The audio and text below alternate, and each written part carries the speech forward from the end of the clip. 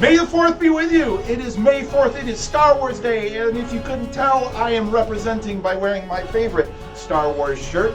Was given to me as a gift from my sister, from all the way from Disney World. This is my favorite Star Wars shirt ever. And I've got, you can't really tell, but this is BB-8 on this hat. You really kind of can't tell, but it's a BB-8 hat. So I'm representing almost head to toe. I have my Han Solo underwear on. No, that's going too far. That's sharing too much.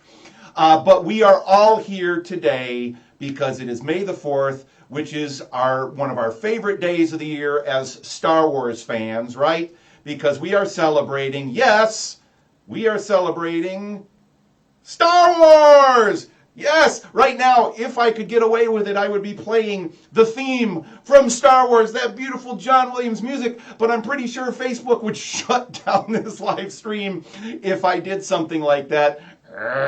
But you all know it's playing in your head right now, Star Wars.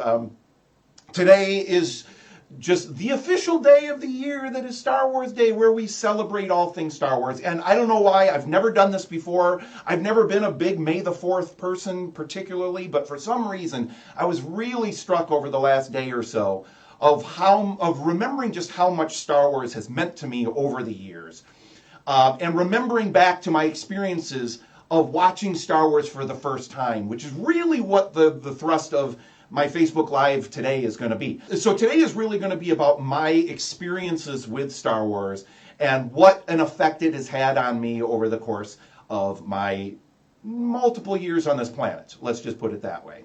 All of you kind of have these stories. If you're watching right now and you're a Star Wars fan, you probably remember the first time you saw a Star Wars movie. It might not have been A New Hope, which was the first one I saw. The first, that changed my life in the way I looked at so many different things, especially movies, one of my favorite things in the entire world.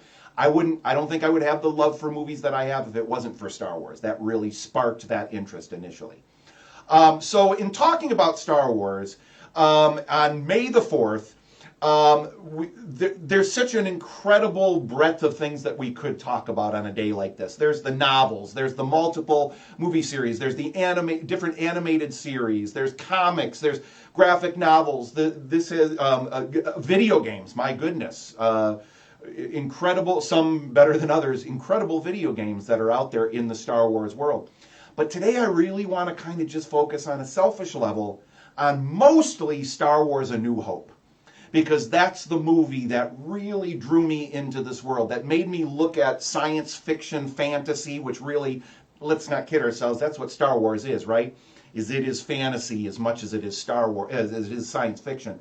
That really drew me into those worlds in a very, very unique way.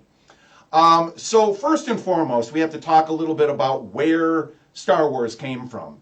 And young filmmaker George Lucas, as you all probably know, Star Wars was not his first film. In fact, even the movie that you're seeing on your screen right now was not his first film. But it was the film he made just prior to Star Wars, and in a lot of ways opened some doors for him to get Star Wars made. And that is the movie American Graffiti, which George Lucas made, and incidentally, Harrison Ford had a small role in as well, to move on and eventually become Han Solo. Who knows if he would have been Han Solo if he had not done this film. But now this is a film that I will admit I have not seen, American Graffiti, in many years. I've only seen it once, and it's probably been 25 years maybe since I've seen American Graffiti, and I really do need to revisit this. But we saw a lot of things born in this movie that would come out in Star Wars, not the least of which is George Lucas's love for speed, love for the thrill of in this case cars and what would become spaceships, and in a lot of the ways he filmed the things that happened in Star Wars, the dogfights, the aerial dogfights, and even the land speeders and things like that. Pod races later, which we won't talk much about today. But it was really American Graffiti that opened a lot of doors for George Lucas to get to make Star Wars in the first place. Now, I'm not going to talk a lot about American Graffiti here because I really don't remember a whole ton about it, although I listened to the soundtrack constantly, because it really was what George Lucas admittedly called a jukebox musical. Because it was almost a musical in that music played such a key part in this, but they were pre-recorded songs from the era, and that made such an incredible impact on the effectiveness of the film. But before American Graffiti, George Lucas made another film, and that was this one, THX 1138, which he made as his senior thesis at USC Film School, and then took that short film version of it that he made, turned it into a feature-length film starring Robert Duvall, and later made a director's cut of that film, THX 1138, and that was obviously kind of George's introduction in film form to a world of science fiction. So the kind of connections there are quite obvious. But another connection was made from THX 1138, and that was the creation of Lucasfilm's THX sound system, which revolutionized years later how films sounded, and giving them a real set of parameters that theaters had to meet in order to deliver the kind of sound that we've gotten spoiled with in movie theaters, that we've gotten used to, and that we've gotten spoiled with in our homes. I mean, we can have THX certified sound systems in our homes, which is one of the wonderful things that Star Wars gave us, that George Lucas gave us, which is an advancement in technology, which some would argue maybe meant less good storytelling. And you know, as with any advancements in any art form, it all comes down to how we use the tools that we've been given. And in this case, with the right filmmaker telling the right story, these tools that George Lucas gave us and advanced through technology in film have helped to tell lots of stories in much better ways than they ever could have been told before. And he even remastered, of course, the original films so that they could utilize this system as well. But to start out, talking about the experience of Star Wars, when it first came out, I mean, it was the definition of a blockbuster. Now, technically, I think the term blockbuster first came out, I think it was Jaws that really was technically the first blockbuster. And that literally meant that people were lining up for a block around the movie theater. And it was causing traffic jams and causing, it was busting the block. I mean, that's where the term blockbuster came from. And Star Wars certainly became an incredible blockbuster that set a very high bar for all the films to come. And there were people, I mean, look at these kids. I mean, oh, look at that. Definitely the 70s, right? But what an experience to have been waiting in line. I mean, I wasn't a teenager yet. I would have been 8 years old, in 1977 when this came out. I would have been an 8-year-old. I can't even imagine being a teenager and the expectation that would have come from seeing this movie. I knew nothing about this film going into seeing it. Nothing. I don't believe I had seen a trailer of any kind. I hadn't seen no commercial. I knew nothing about this movie except it was called Star Wars. But my parents went to see this movie, seeing that it was coming out. And I had always been interested in toys of science fiction things and Micronauts and things like that as a kid. So I think they knew that this might be something that would interest me, but they wanted to see it first because this movie had a PG rating. And my parents were nothing if not protective of this brain right here. It didn't work. It's messed up. It's messed up. But messed up hopefully in some wonderful ways. But this was a PG rated movie. So my parents went to see this movie the night before they were going to take me to see it, to see if it would be appropriate, if they felt there was anything in it that I shouldn't see. My young 8-year-old impressionable eyes. And they came back from the movie and they told me, Todd, we're going to go see a movie tomorrow night that we think you're really going to enjoy. And the rest is film lover history. Now, where did I see this movie? Now, where I saw this movie for the first time was in a little movie theater here in Grand Rapids at Woodland Mall called The Movies at Woodland. Now, the photo you're seeing on the screen there right now, if my technology is working properly here, is a photograph of that space after it had been vacated. So you can still see on the top, it says The Movies there. This was where I saw it. It's where, not even where Celebration Cinema is now, it's where a big chunk of the parking lot at Woodland Mall is now. But that used to be there, and I believe an arcade called the Fun Factory, if I'm remembering it correctly, was right next door. It was a penny arcade. Nothing was a penny, but they were a quarter, and you could go in there and play games, video games, and so forth. I remember spending a lot of money on Karateka there, a game called Karateka. But the movies at Woodland Mall, and I remember this very vividly, and here's a photograph of what Woodland Mall looked like circa that era. Now take a look at that. Do any of you remember those recessed areas there in the middle of the mall? And just, I mean, look at that. That's the epitome of the 70s, right? And that's the era that Star Wars came out. And I remember so vividly walking into that theater, knowing and just feeling, even without knowing what I was about to see, that maybe I was going to see something special. I don't know. I had always enjoyed movies, but it wasn't until this one that everything really sparked. Now, when you walked into the theater, this is kind of what you saw right here. Now, any of you remember this? Comment in the comments if you remember this. Going into the movies at Woodland, and you looked at that screen as you walked in, and there was that lava lamp looking thing. And this is moving, you know, and it's kind of just moving on. It was like a big giant screensaver that looked just like a lava lamp. And I just remember sitting there and being mesmerized by that. I mean, that could have been the movie maybe, and I would have, you know, thought it was just amazing.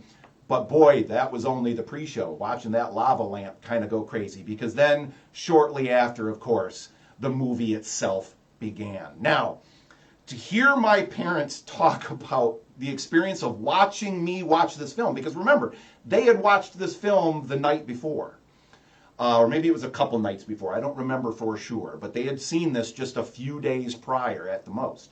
So they kind of knew what was coming, and they watched me watch this movie a lot of the time.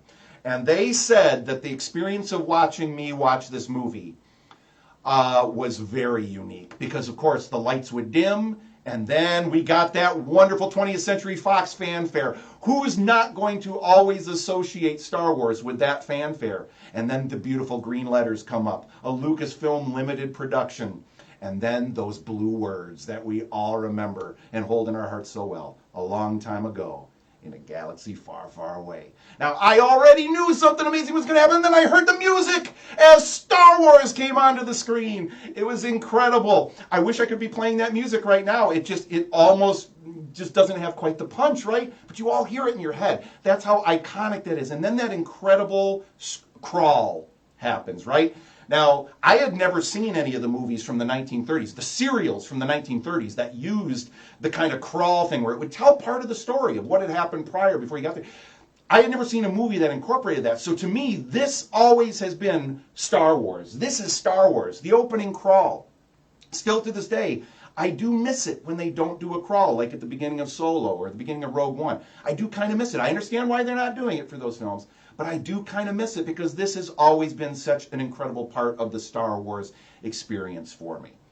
But now reading this and just getting absorbed in this world already, but then it was what happened after this with that Star Destroyer coming right over our head, shooting at the Corellian ship. Corellian ship? No, it was a Corvette. The Corvette.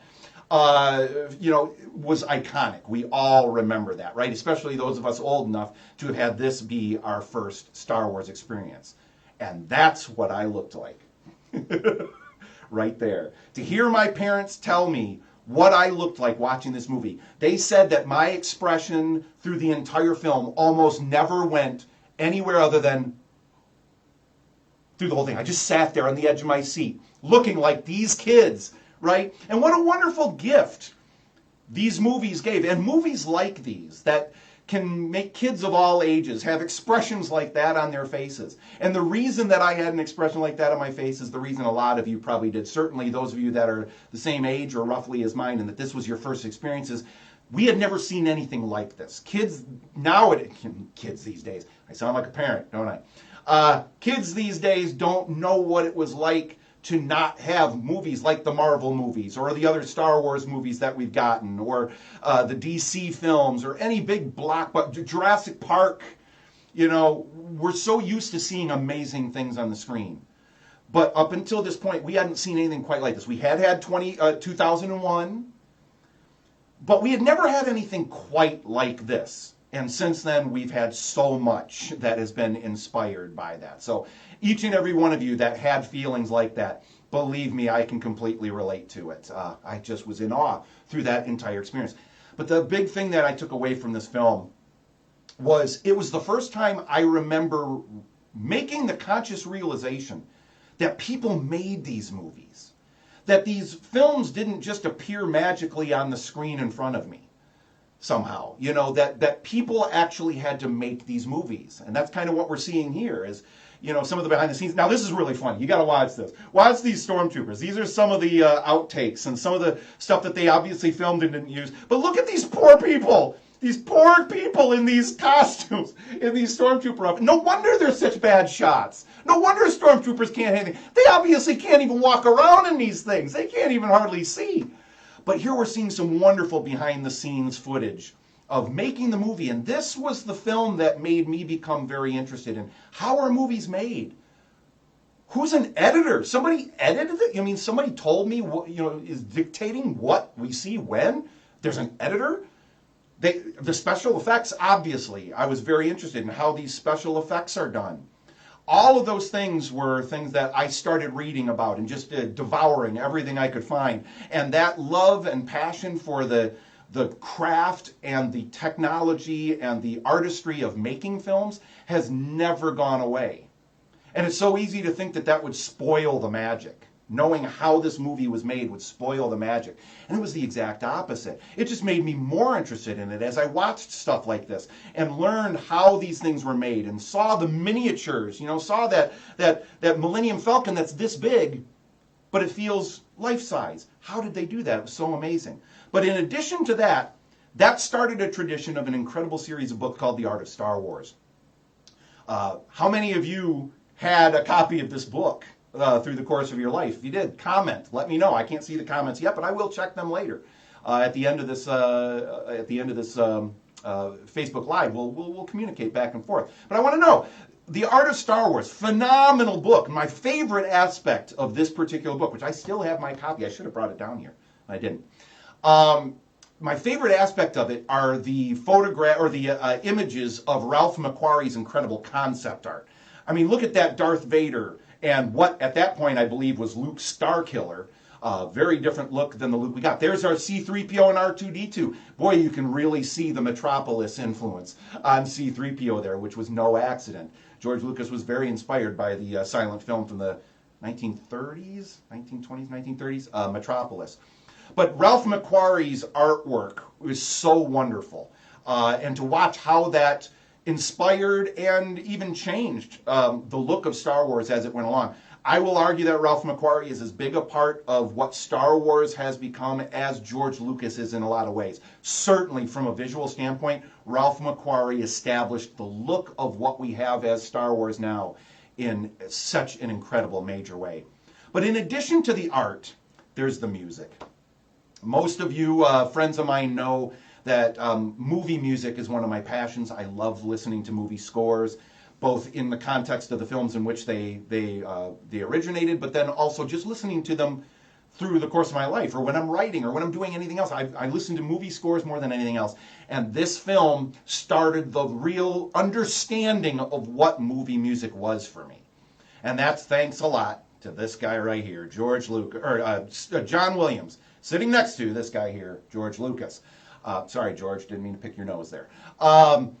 That collaboration, so extraordinary. I mean, and to understand that originally George Lucas was thinking of having a synthesizer score for Star Wars because that's kind of what people thought science fiction films should have at that time.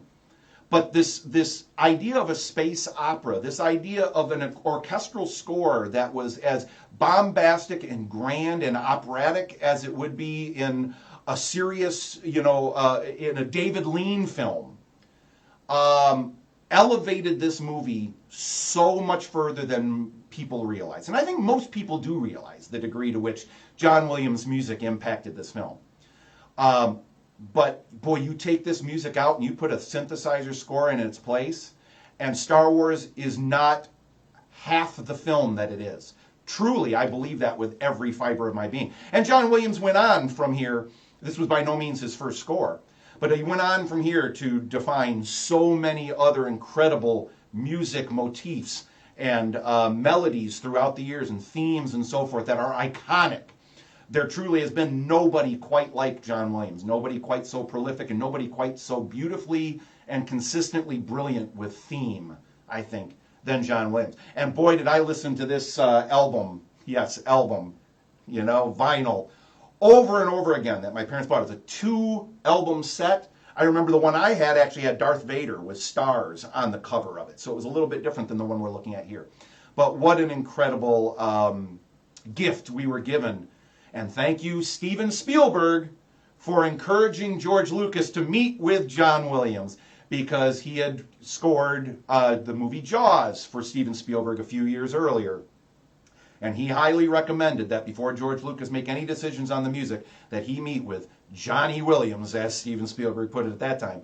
And John Williams that same year crafted an incredible score for Steven Spielberg as well for Close Encounters of the Third Kind. That went on to be an incredible and very lengthy collaboration between Steven Spielberg and John Williams many years after that. Now, after the film, so the film, I'm not going to talk about the movie itself. We've all seen it. We all get it. We all probably love it to varying degrees. I obviously really love the first Star Wars. The only one that I like, I think that I appreciate even more than Star Wars, is The Empire Strikes Back for a lot of personal reasons. But if it weren't for that first Star Wars, I don't think I would love the rest of the Star Wars that we have as much as I do. Is Star Wars a flawless film? By no means. But it is the one that started the love. And that first love can never be replaced. That first love always lives in here. But after that film was done, now this was 1977, about a year or so later, my father came home one night. And he brought with him a little film projector, just like this one. Now this isn't the exact one, but it was one like this. It was a little 8mm film projector, no sound, no nothing, okay? And he brought this home one day, and he came in the house, and he had us all sit down, and he said he had something really special to show us. Now, he set the projector up so that it would project on the only thing that we had that would kind of be like a film screen. We didn't have a film screen of any kind. There was no videotape or anything like that at this time. So he projected it on our refrigerator in our kitchen. Our refrigerator had a nice white door on it. I'm trying to get to it here so it will show you kind of, this is not our exact refrigerator, but it looked kind of like this, all right? 1970s, plain old refrigerator. Ours was a little, nice and white, and he projected on that, and I remember sitting down on the kitchen floor, no idea what we were about to see. And then what projected on that white refrigerator was a piece. It started out with the 20th Century Fox logo. And I immediately freaked out. And I turned and I said, Star Wars? Because I had no other context for 20th Century Fox. 20th Century Fox was Star Wars. As far as I was concerned, 20th Century Fox logo is how Star Wars starts. No other movie was 20th Century Fox to me at that point, okay? So when that started, I immediately went Star Wars, and my dad didn't say anything. And then it proceeded to play for us on that refrigerator. It projected that scene. Now that's all we had because it was a tiny little reel. I mean, these reels didn't last very long. It was maybe 5 minutes, 4 minutes, or something like that. But it played that incredible scene on board the Millennium Falcon that culminates with "Don't get cocky, kid," right? Yeah, great shot, kid. Don't get cocky, from Han Solo. The scene on the Millennium Falcon of them shooting the TIE fighters. And that's what this scene was. And this played. No sound. There was no sound from this projector. And it didn't matter. I was watching Star Wars in my home. Now, that's easy to take for granted now. We can stream it anytime we want. We got the Blu-rays, the DVDs, whatever we've got, right? We can watch Star Wars whenever we want. But in 1977, 78, 79, you couldn't do that. But here we could. We had a little piece of Star Wars in our home. Now, I don't know where my dad got that 8mm projector. I have no idea. I don't think I want to know. I never even asked. But I watched that little piece of film over and over again until it was pretty much worn out. And here we're seeing a little bit larger scene of it here. But I just knew every beat of this. I watched this piece of film probably more than any other piece of film in my entire life, even since then. Now, in addition to that, after the movies came the toys. The toys. You guys, you remember these commercials? I sure do, from Kenner. These incredible commercials showcasing these toys. And we could, for the first time, we could actually consider having a piece of Star Wars in our home that you could actually touch, that you could actually play with. and here you're seeing some of them, that thing you had to fill out to get them sent to you in advance because they didn't even have the toys yet. And sometime in the near future, you would get sent these toys, and they sent you this little blank piece of cardboard with the character cutouts on them that you would... A truly magical time that, again, we can't relate to anymore. Now toys come out and they're there. They're just kind of there. They're everywhere. You can get them anywhere you want all the time for the most part. But the toys didn't even come out until a year after the film had been in theaters. Most people don't remember that. But the toys were not actually even available until a year or more after the movie had come out in theaters. Now, I still have one of those toys. I still have, there it is. I'm going to see if I can get that a little closer. That is Luke's land speeder. It's a little beat up, right? Because, it's been all over Tatooine. It's got the little wheels on the bottom. But this is Luke's land speeder, the original, one of the very first toys I remember having. And then, in addition to that, of course, we have this. My pride and joy. My Darth Vader action figure case. Now, I didn't have all of them. I didn't have as many as some people had. But I still have quite a few of my original Star Wars figures. I've got multiple Luke Skywalkers. I've got a Boba Fett. I have a Boba Fett. Now, it is not one of the ones that launched, because those were never actually released in stores, the ones that actually launched the rocket. But I've actually got a Boba Fett. I've got a Darth Vader. I've got multiple Lukes. I've got an R5-D4 right here. The fact I even remember the names of these characters, many of whom weren't even mentioned in the movie, says a lot about what these toys meant to me over the years. Now, this has just been stored in my basement for years. This is the first time over the last day or so that I pulled this out in over a decade. But what a great... Immediately I'm taken back to being that kid again that enjoyed these. There we go. A little more light. There we go. See, now you can see them better. But this was my pride and joy, and boy, did I play with these. As you can see, this was back when you had toys and you opened them. You played with these toys, man. You didn't keep them in the box. You played with these toys. You enjoyed them. And boy, did I enjoy these. I had adventure after adventure, and this is part of why I think I enjoy being a writer. I loved coming up with stories that didn't even exist in the Star Wars universe by playing with these toys. Another wonderful gift that George Lucas and Star Wars gave me. And then obviously after that first film, we have been given the gift of so many incredible other adventures. Empire Strikes Back, Return of the Jedi, going into the prequels, Phantom Menace, Attack of the Clones, Revenge of the Sith, and of course the recent trilogy, Force Awakens, Last Jedi, the last one. I'm blanking on the name of now because really not a great film. I'm really kind of bummed with how they wrapped that one up. And of course the standalones with Rogue One and Solo, a Star Wars story. Now The Mandalorian. I mean, we've got these incredible other stories, and that's just the live action ones. So such an expanded universe that everyone has gotten to enjoy. And there are some people out there who their first films were these latter films, or that were the prequels and so forth. So everyone has their own story of their journey through this wonderful world of Star Wars. But the one thing that ties us all together is the Force that binds us together. And that Force, it came from George Lucas. Regardless of how you felt about the prequels, regardless of how you felt about any of the other stories since the first one, there's no denying that without George Lucas, we wouldn't be celebrating May the 4th be with you today. We wouldn't be celebrating this incredible universe that's been created. And it certainly changed my life from an appreciation of all things science fiction, all things movies, okay? Okay, a little joke there on the screen now. Please don't use the Force. I just loved this when I found this image. I thought I just had to share that. I really like that because, sometimes the Force, not so good, right? Vader, not so good. We saw Rogue One. Dang. Okay, I got to say that Vader sequence, whoo, that guy's a bad, you know what.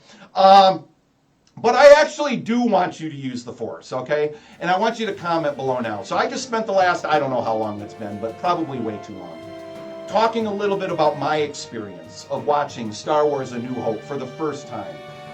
Feel free to comment below. I want to thank you for sharing what time you've shared to celebrate Star Wars, at least celebrate my celebration of Star Wars. I know this was very personal. You all have very different stories. Please feel free to share those in the comments below as well. And continue to have a great May the 4th. Let the Force flow through you. Be one with I am one with the Force. The Force is in. What is that? Oh God, that wonderful. The Force is in with me. I am one with the Force. The Force is one with me. I am one with the Force. Rogue One. Two great characters, by the way, in Rogue One. And we will talk to y'all soon. Okay, I'm going to end this now because otherwise we'll just be talking about this until May the 4th of next year, and it just goes on and on because Star Wars. Take care, everyone. May the 4th